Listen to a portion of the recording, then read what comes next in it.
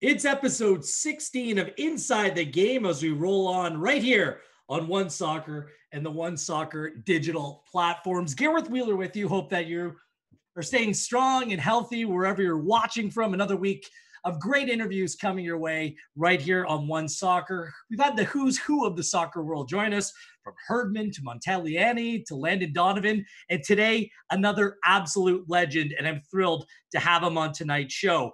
If you're new to this broadcast, this is an interview series where we pull back the curtain and share the success stories of really the North American game specifically, but also touching on other success stories in the world of soccer beyond that as well. If you have a question, let me know. At Gareth Wheeler is where you find me on Twitter. And remember to subscribe to us, like us, tell your friends what we're doing while you're staying at home. All right, so let's dive right in to tonight's guest. He's one of the most successful and well-regarded executives in the game today, without a shadow of the doubt. He's come a long way from his days growing up playing on Long Island, an All-American in university. He went on to have a professional career across multiple clubs in USL. His journey on the business side has taken him really anywhere and everywhere, to the indoor game, back to USL, to the early days of MLS with the Tampa Bay Mutiny, before stops in the NBA and the NFL with the Houston Rockets and the great Philadelphia Eagles, respectively. North American soccer really stood up and took notice of his talents, of his abilities during his time with Real Salt Lake, taking the club to new heights, winning an MLS Cup in 2009 and being runners-up in the CONCACAF Champions League. After 8 years in the great state of Utah, he made his way north of the border with his family, taking over the reins in the Big Smoke with Toronto FC, where really it's an understatement to say his time with TFC has been successful. It's been out of this world. Under his leadership, TFC has gone to 3 of the last 4 MLS Cups, winning one of them, and over that span, presiding over the best team in MLS history in 2017, picking up 69 points, the most points in league history at that time. And while the results on the field have been a smash hit, off the field, the club continues to forge forward, making the playing surface that much better, improvements of the grass at BMO Field, an expanded stadium, an expanded match experience, all under his watch.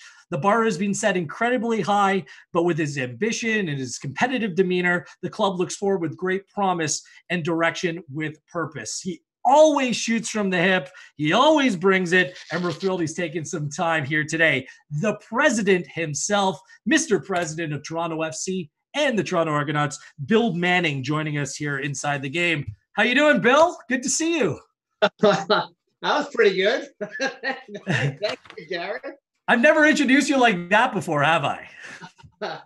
I know Jeff and Mike always get nervous with my shooting from the hip, but that's me. So you know what you're going to get. It's part of that charm, Bill. We'll take it. We'll take it.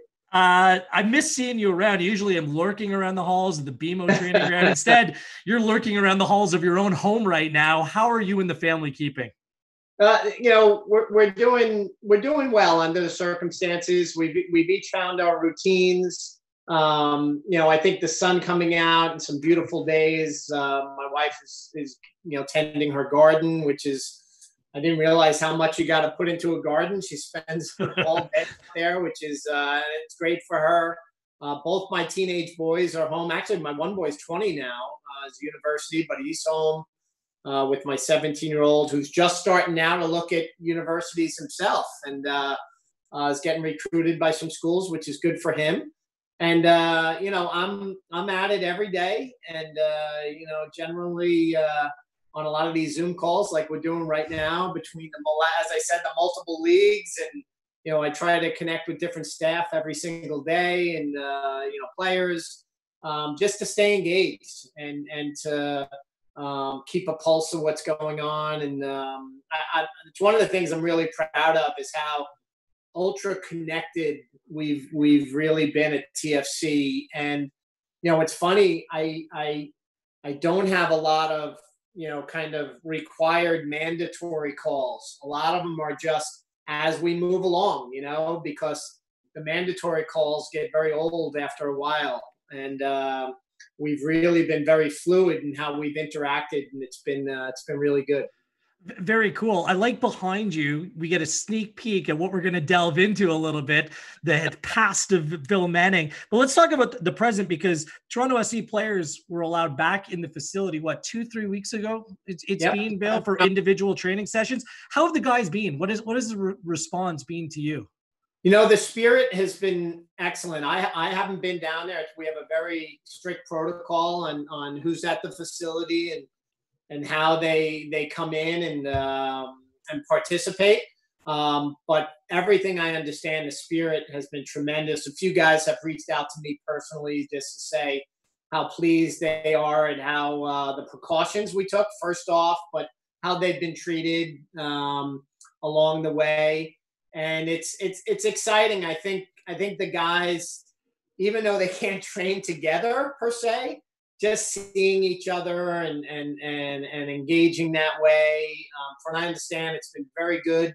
And they've been working really hard. They've been working really, really hard. And with the information we get on the chips, we're really pleased actually that a lot of these guys took care of themselves while they were being quarantined and while they were being in their homes. And they're in good shape, but as good as you could be for being home for a couple of months. So we're pleased with that.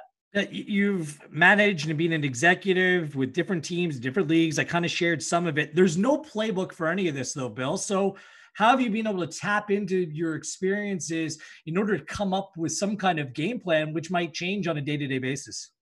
Yeah, look, I think the league has been incredibly helpful in providing guidelines and protocols for all of us to follow. And they've done a good job of getting input, right? I've kept a steady dialogue with Masai and with Brendan in terms of sharing notes and how we're each, thinking about our teams and resumption of play scenarios. And our dialogue, and then and Kyle and Teresa Resch and Bobby as well, with Ali. So we've done a good job internally, I think, of that.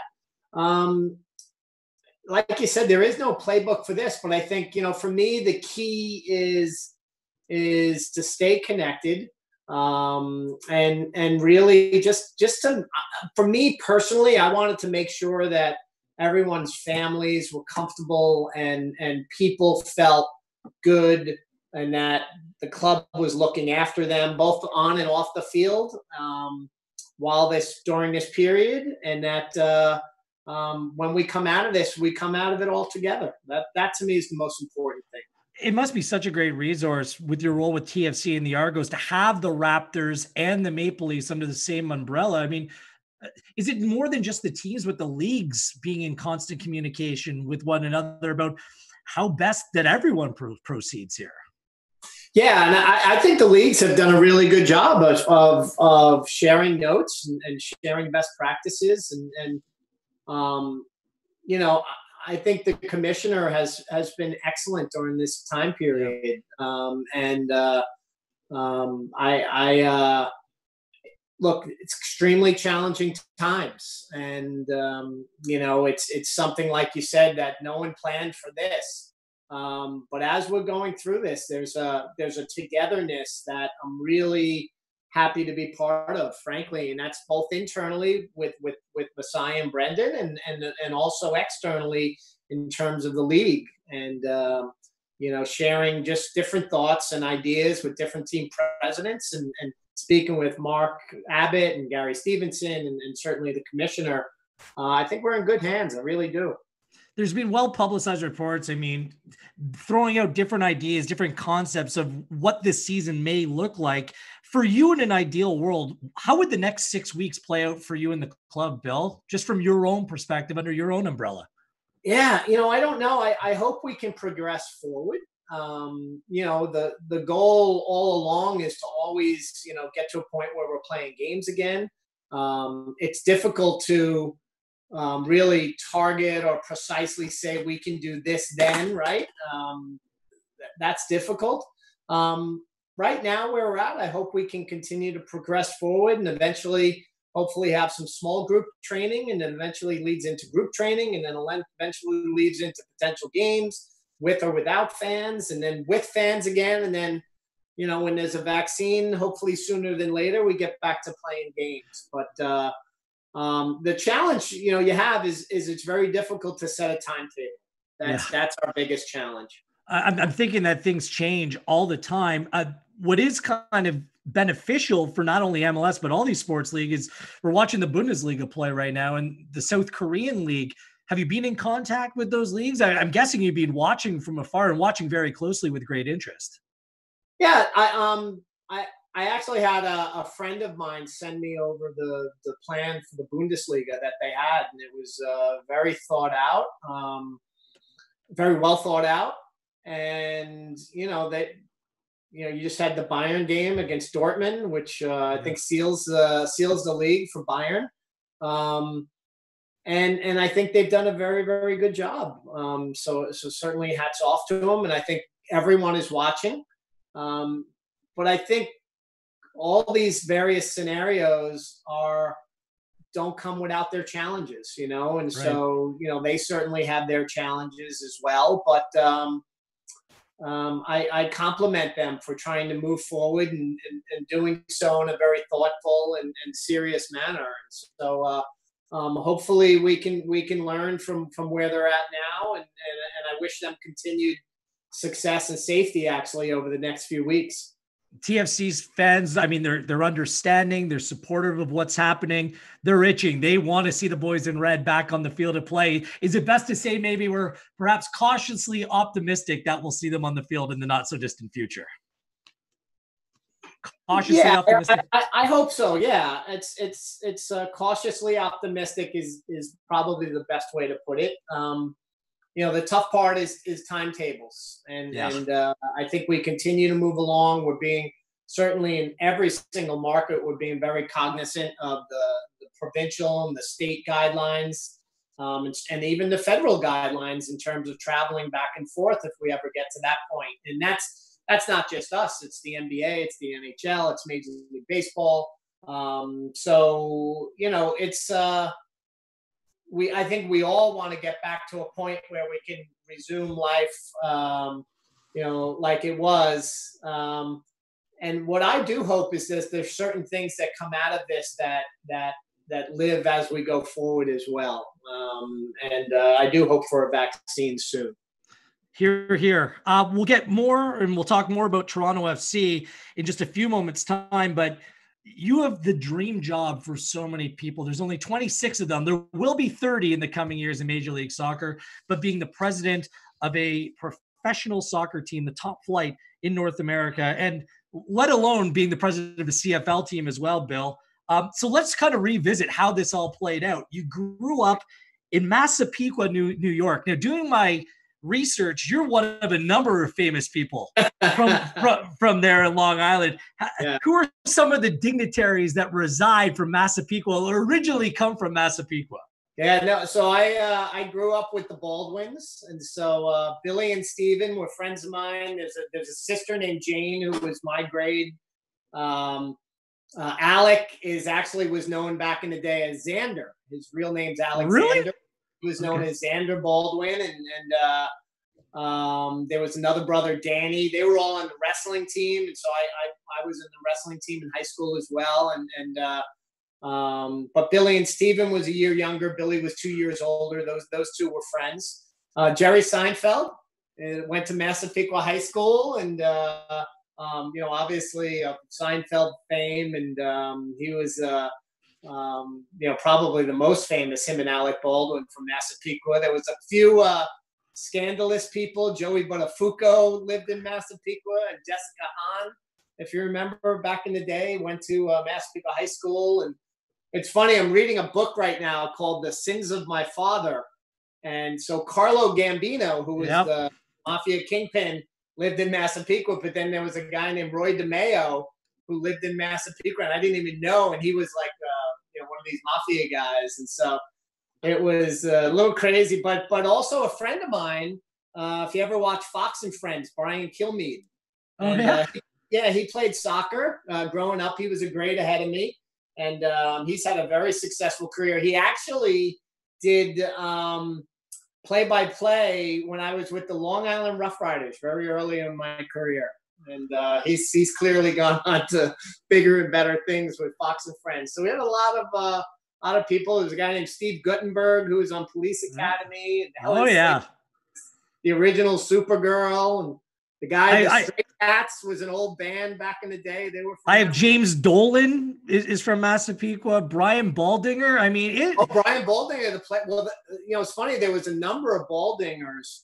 So Cheryl Baldinger was my age, and she was an American Gladiator. You remember that show? Yeah. Which one was she? She was the youngest, I think, of the Baldingers. I forget who she was. Zap or Power. She was very tall, and I think she was a swimmer. And then Brian Baldinger, I think he played in the NFL for, maybe a decade. And there was two other Baldinger brothers. I think they played at Wake Forest in college, but they went to Massapequa High School. All great athletes.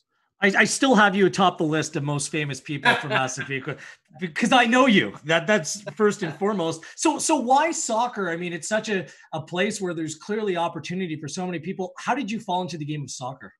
It's crazy, and I vividly remember this. I was in first grade, and we had a gym teacher named Mr. Seeley, and he handed out all these flyers, and I brought a flyer home, and my dad was a baseball player, and they were putting me in everything. I played football, baseball, basketball, you name it. And I came home with a soccer flyer, and they brought me to soccer. And the very first team I played on, I was a goalie. Really? Yeah, they stuck me in goal. And, maybe I was athletic or whatever. And I remember my team, we made it all the way to the finals, and we lost on a penalty shootout. And I was devastated because I was the goalie.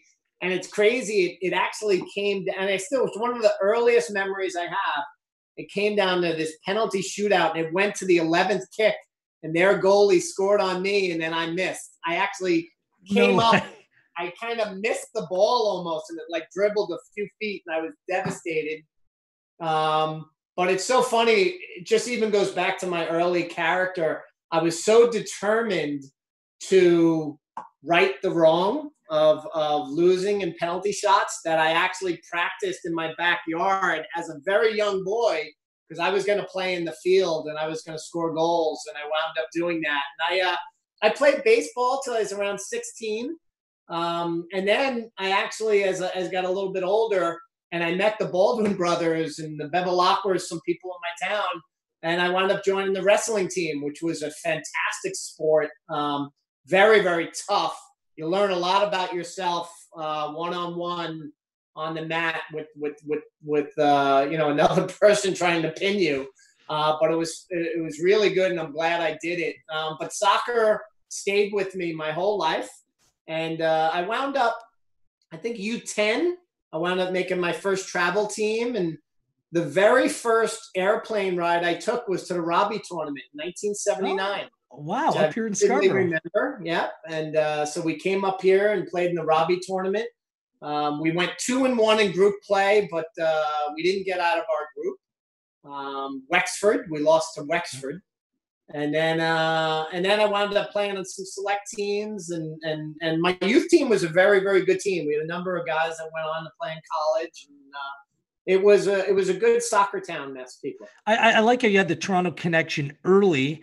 Where you maybe realized that you can maybe really have a go of this as a professional, whether it be on or off the field, collegiately at the University of Bridgeport. I mean, this isn't Duke or Georgetown, one of the big schools that predominantly up here that you hear come NCAA basketball tournament time, or a big football school. Yeah. You led that team to a Final Four, Bill. You were part of it seems to me, and you can tell us, maybe like a little bit of a Cinderella story, a smaller school doing work on the field. Is that the case? Is that how it played out? Yeah. Now, we were a Division II school, though. So we played in the Division II tournament, but we were famous for Minute Bowl. So Minute Bowl, right. I was there. And it's funny because Sports Illustrated came out and did an article about Minute, and our little school in Bridgeport, Connecticut kind of was on the map because of Minute. And that was a crazy time there because the gym was packed for every basketball game. He averaged, because most Division II centers are about 6'6" at best, 5'6". And I remember he averaged, I think, 12 block shots a game. It has to be the record still to this day. It blew everything out of the water. And so that was a lot of fun. And he was a soccer fan. He used to come down to our games. And Manute and I were actually in a couple of classes together. He was, God rest his soul, he was a really good human being. But I went there. I was offered a few scholarships in Long Island to Adelphi, which was a Division I school back then, and Hofstra. I had a half scholarship to North Carolina Chapel Hill, which I really thought about. And then Hartwick was recruiting me. But Bridgeport was the one that actually gave me a full ride, complete scholarship. And, I remember it was really important to me not to put financial burden on my family. And so I took the opportunity to play there, and it was a great experience. I mean, we had my sophomore, junior, and senior year, we did really well. We made the NCAA playoffs my sophomore and senior year. My sophomore year, we lost, I think, in round of 12 or round of 8, and then my senior year, we went to the Final Four. It was a good team. It was a strong team. A lot of because it's Division II. You had a lot of foreign presence. So we had a number of guys from England, and then a number of guys from kind of the Caribbean countries. And so that was really fun. It was my first real opportunity to play with people from different cultures. And so that was kind of a nice eye-opener for me. But I had a good experience. I was actually one of only 3 Division II players that was selected to the National Senior Bowl my senior year. So they took the top 32 players in the country, and they took 3 Division II players and 1 Division III player, and then the rest were Division I players. And so I went down there and played in the National Senior Bowl, which was really cool, and was with a bunch of guys who would eventually become national team players, and some of the guys became my peers, and whether it was in back then the semi-pros and the USL before MLS started. So it was good though. I had a really good college experience. And you're deservedly a Hall of Famer at the University of Bridgeport as well. From there, your kind of travels took you all over the map, so to speak, but very much in the same areas. You played across USL for Penn Jersey Spirit, Valley Garden Eagles, the New York Fever.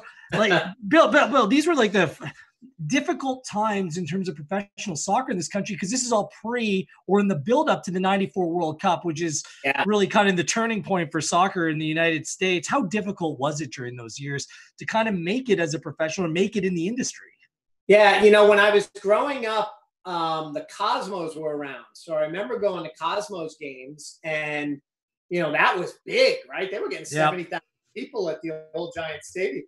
And so you kind of had this image that you could, be a professional soccer player, and then the league folded. And so I remember coming out of college, I didn't have aspirations to be a professional because there was nothing to aspire to. There was some indoor leagues, but I had heard of some people that I knew that were playing in the indoor leagues, and it was a very vagabond existence, and I didn't want that. But I still wanted to play. And it's funny, I say I had more the urge to play after getting out of college than I did in college or in high school. Like I didn't want to stop. And so what I did is I tried to play at whatever highest levels I could, and eventually wound up hooking up with a team called the Brooklyn Italians, which is kind of a famous team in the New York area. And back then I think the USL was maybe 10 teams down south at that point. Like they weren't even around. There was a league called the ASL, but they only had about a dozen teams across the country. And it was a lot of the ethnic teams in the ethnic communities in New York and Chicago, LA, San Francisco. We actually played the Toronto Italia team in kind of an exhibition match every year. But that was a very, very good team. And we wound up winning the U.S. Open Cup in 1991. We actually lost in 1990 and came back and won it the following year and in the finals. And then so funny. It started my CONCACAF relationship. So we represented the U.S. in CONCACAF Champions League. And actually, this is wild. We made the semifinals. We lost to Guadalajara in it would have been the 1992 CONCACAF Champions League. And just an amazing experience. Went down there and we lost at home 3-0 and actually scored a goal in Guadalajara and lost 3-1 on aggregate. 6-1 on aggregate. We lost 1 in Mexico. Yeah. Well, and I mean, the resources available at that time to Mexican clubs compared to the Brooklyn Italians, I mean, a world apart. And that's, and you continued down that path, not only playing, but as you moved off the field into the front office as well. Did this happen simultaneously? I remember chatting with you about this before. You kind of like, in order to make ends meet, you had to play, but you also were selling tickets at the same time. Yeah. So, and I can't remember how, but so it was 1993. And somehow I got connected with a guy in California that had a USL team called the Valley Golden Eagles. And there was an indoor soccer league that I inquired about working there. And because I was working at the time, it was kind of I was working for my dad at the time who had owned a security company so that I could still kind of play and eke out a little bit of a living. We used to get paid by the game. So I remember getting paid $400 a game to play. That was what I was making. And so I wound up, so this would have been 1993. There was this USL team. And I wound up going out there, and I actually worked at this Continental Indoor Soccer League for about 6 or 7 months. But the team in New York would fly me back to New York for the big games.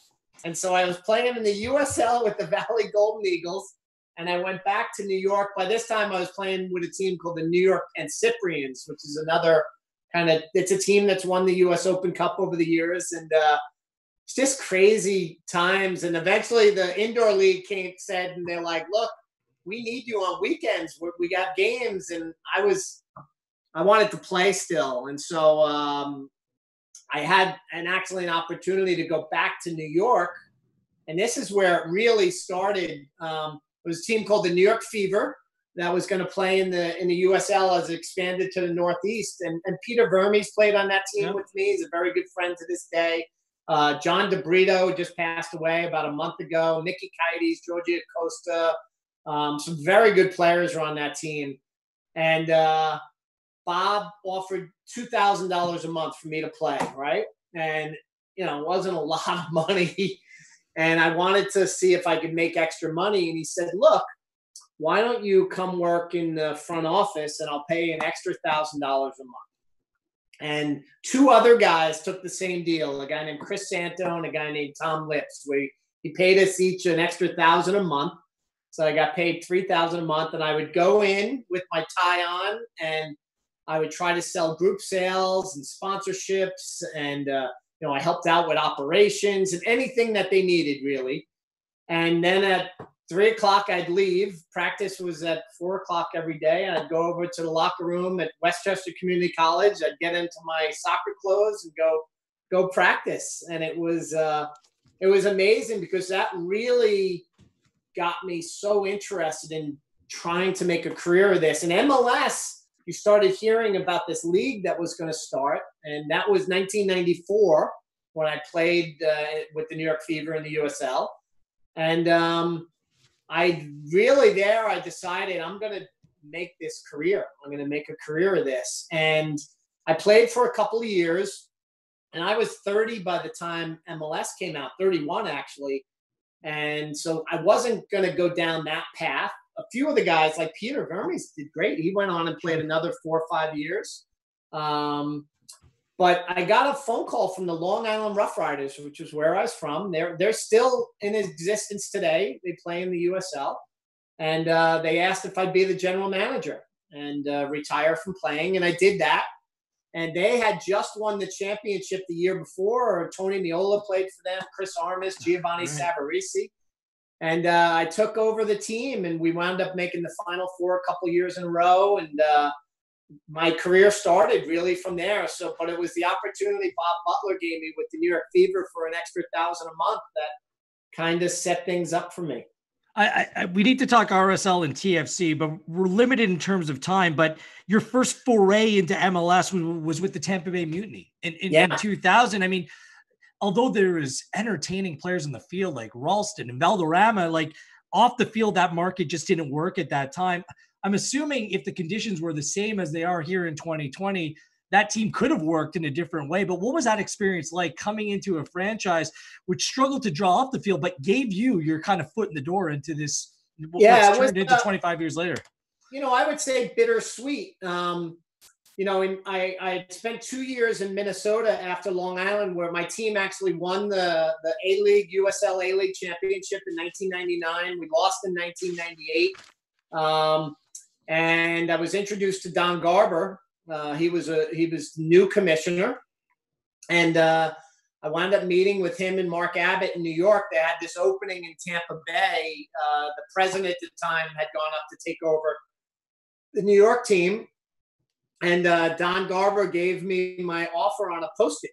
And I remember it vividly, yeah. Do you still have the Post-it? He left the room. He went into – I actually think I still do have the Post-it. He left the room and went to see Mark Abbott because Mark had met with me first and then Don. He came back in the room with a Post-it and he said, "Here's your deal." And I said, "I'm in." And I've known Don, and Don has been a mentor for me for 20 years now. And I went down there and I was very ambitious and got into a bit of personality conflict with our head coach, which was challenging, but learned a lot from that experience. The big one player that I kind of brought in with the team was Mamadou Diallo, who wound up scoring a lot of goals for us and doing very well. But then in 2001, the wheels fell off the bus, and it was an extremely, extremely difficult year. And I say this, Tampa was a good soccer market. Our challenge was we played in Raymond James Stadium. And no matter what, you just can't build demand. And so if we had ourselves a small stadium like most of the MLS teams have to this day, I actually think Tampa would be a great soccer community. And I think the demand would be there. But it was a much, much different league than it is now.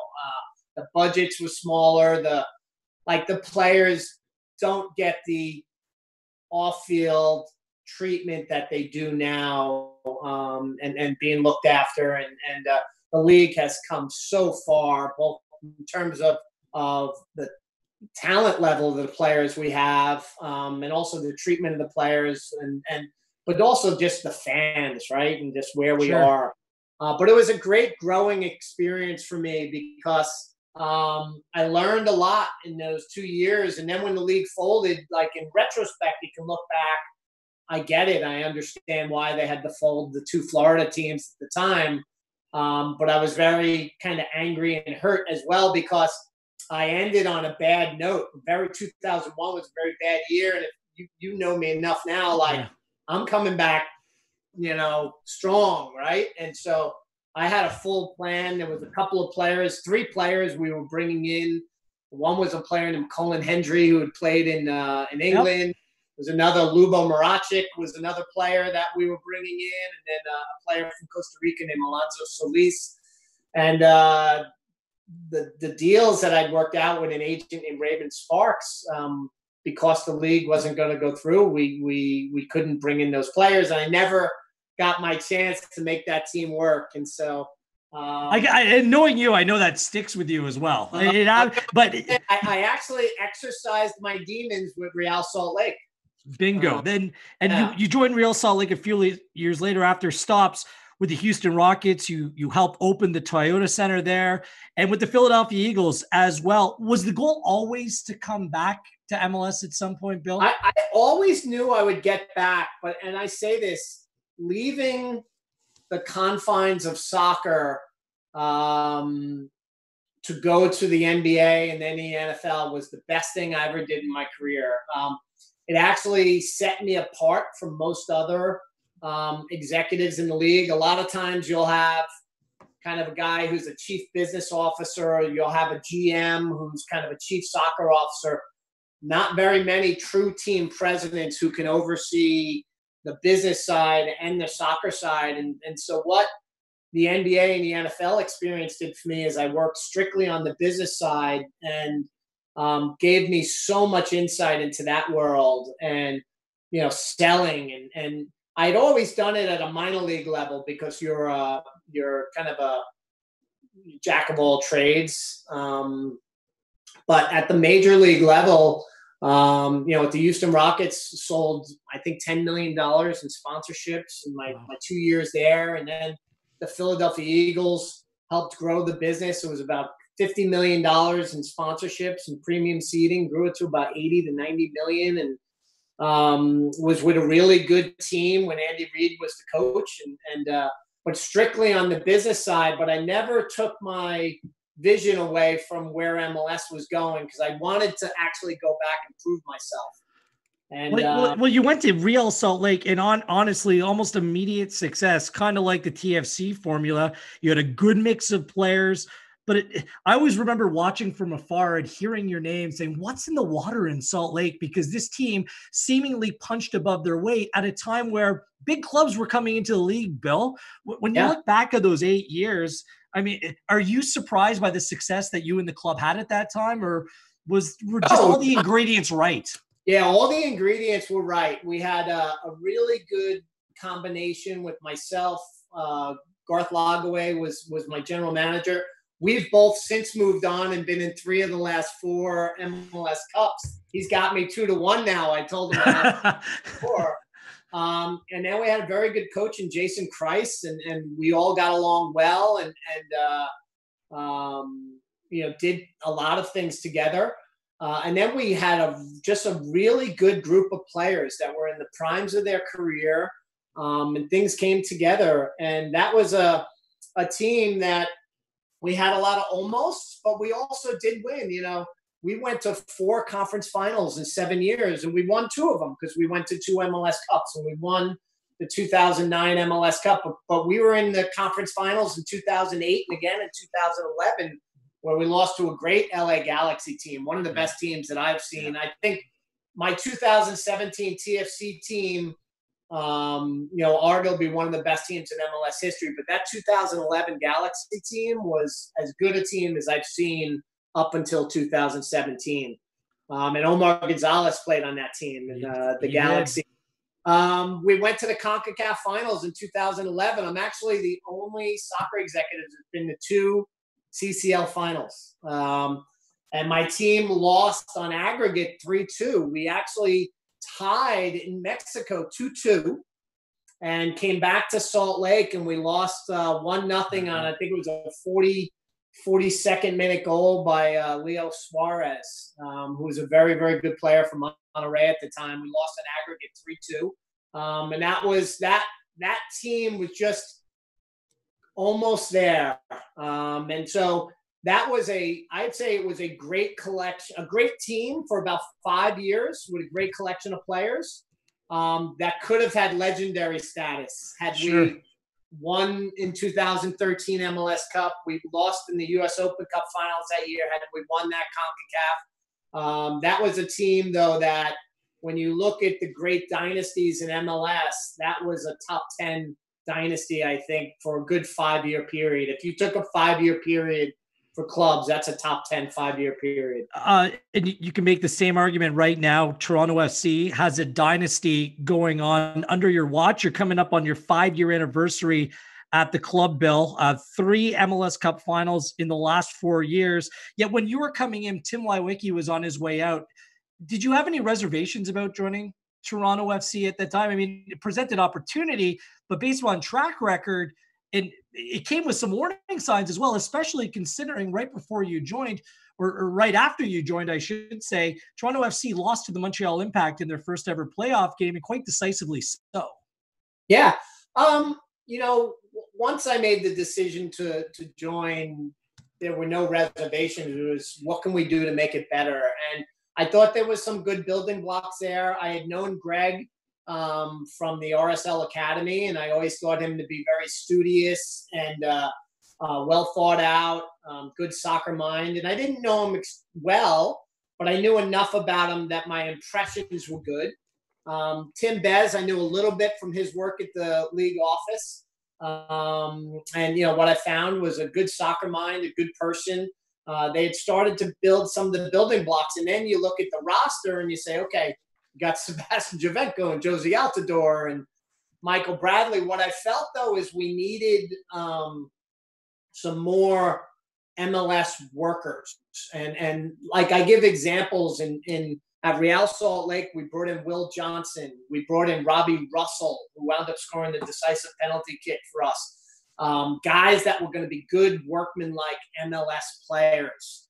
And here, we brought in Drew Moore, and then we brought in Stephen Beitashour, and guys that really could be part of the glue, not necessarily the superstars, but guys that you need those type players to win championships. And Greg and Tim and I developed a good working relationship, and just that group came together. And I think, that 16 and 17, some of the best seasons I've seen, just a team that was really, really good. And we went through a transition over the last couple of years, and I'm really pleased where the team's at right now. We're a very strong team again. We have about 5 minutes left. It's so much to cover. I mean, that 2017 team, the best side I've seen in Major League Soccer. Is it the best side for you? And what were the key decisions or moves that made that group so successful? There was, if anything, I think everyone kind of knew their role, but there was a lot of synergy. And so you had your two big strikers, and Josie and Sebastian got along great. There wasn't jealousy there or anything like that. They complemented each other well. You had a new player in Victor Vasquez come in who immediately hit it off with everyone. And he understand the team concept. It wasn't about him. It was about what can I do for the team. And you had Michael Bradley, and you had the emergence of Jonathan Osorio and Markey. And then you had the back line, marshaled by Drew Moore. Mm-hmm. But, one of the missing things that I think that year with Victor coming in, but people underestimate Chris Mavinga's influence on that defense. And he came in and did very, very well for us. And it was just a team that did not have a lot of holes. And Armando Cooper, who comes in and can give you a lot, right, off the bench. Just a very, very solid team through about, 14, 15 players, and a team that wanted it bad. And they were disciplined. They got along. And then you had the special talent in a Sebastian Giovinco, Josie Altidore, Michael Bradley, Victor Vasquez, guys that are special in the biggest moments, and I look back at that goal, and I don't think enough is made of it, but the goal we scored against Seattle where 8 players touched the ball. And that was so typical of that team. Markey breaks it up to Drew and Justin and Michael, Victor, Sebastian, Josie. Just one of the best goals that I've ever seen in such a big moment. Unfortunately, as the big boss, you sometimes need to make difficult decisions. And one of those was when a player like Giovinco wanted to leave, and obviously didn't leave on the best terms, but it seems like everyone's kissed and made up and he was in your box and everything's good again. Was that the most difficult decision that you kind of had to make, was signing off on that move? And where do things stand today, Bill? Yeah, it was really hard because whenever you have a big player that's done a lot for your club, it's difficult, right? And so we, I think we negotiated as best we could, but there does come a point when the player does not want to sign where you're at and says, I want to go. And so it came a point where we had to negotiate a very difficult transfer fee, and we did that. And then we knew that's a massive hole to fill in Sebastian Giovinco. But we had to move forward, and again, I guess bittersweet probably is the right word there. It was very emotional, but at the end of the day, you look back and you say, man, he gave this club 4 great years, and that's why we welcomed him back. And I was really glad he took the invitation to come back and kind of salute the crowd. They had a chance to salute him properly. And, I wish Victor Vasquez actually gets that chance at some point as well. Because Sebastian was so important to building this club for 4 years. And so, and when you hear that both Vasquez and Giovinco would love to come back, I mean, does it put pressure on you, Bill? I mean, it's great to hear, right? Yeah, no, it is. I look at it that way. I think we want to be a club that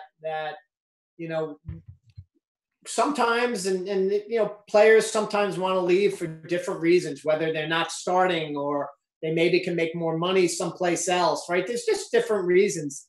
And I believe it's really important. And I have a saying, treat them on the way out as you do on the way in. And I think that says a lot about the club they played with, so that these guys then say, hey, I loved my time in Toronto. I'd love to go back. And, maybe it's in a coaching capacity one day, right? Or who knows? And I think I was really pleased to hear that with Victor and Sebastian. And it does. It makes you feel good. Just in wrapping up, I mean, what's next for Toronto FC? You've already accomplished so much, Bill. I mean, your squad is virtually set. Everyone's under contract. Is it locking up Greg Vanney long-term? Is it something to do with the academy? What's next for Toronto FC? Yeah, no, I think the biggest thing for our club is, obviously, I believe in continuity. And so, certainly the plans would be that Greg's here a long time and this group of players who continue forward with.